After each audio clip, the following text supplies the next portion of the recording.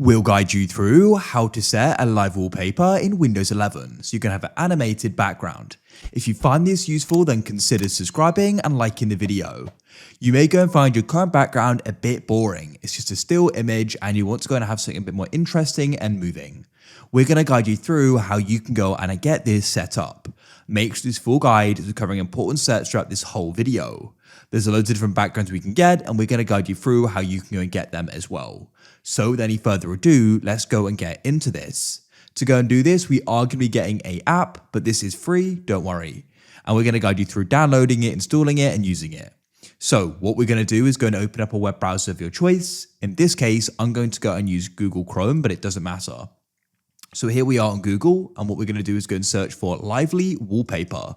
So this is an app. You can go and see, we can actually get it on the Microsoft Store, but we come to the manufacturer's site in this guide, which is roxdanister.com. Here we are. So you can scroll down and read about it. It's a really great app with some great features, but what we're looking for is a download button, which is at the top here. You can go and click on it. Then we'll go and get the installer. We'll go and click here. In this case, it has been blocked, but you can click on it and press download a verified file. I've used this before and it's been fine on my system, and I'll guide you through it in this guide as well. So go and wait for it to download. It shouldn't go and take too long. It's about 200 megabytes, as you can see. Once it goes and finishes, we can go and open up our file explorer at the bottom of our computer by clicking here. And then what you can do is come over to the left and you can go and press downloads, and you want to go and find the setup. Double click on it like so, and now it's going to go and run. We can press install for all users. I'll go and press yes. Choose the language you want to use. We'll do English and press OK. And the wizard will run through. We can press next. Make sure you read this through and agree to it. I already have, so I'll press I accept the agreement and press next. You can then go and see the install path there. You can change if wanted. I leave it as default and we'll have a desktop shortcut. Press next and press install. And then what you want to do is go and wait for this to go and run. And then what you can do is have launch lively wallpaper selected and press finish. Now it should go and launch. As you can see, here we are. If it doesn't, you can always press search at the bottom and go and click on it. So by default, it's going to come with a library. So what we could do is go and click on rain, for example, and it will then go and change the background, as you can see. If you've got dual monitors and it only does it on one of them, don't worry. You can go and press on the wallpaper button in the top right, and then you can choose placement method.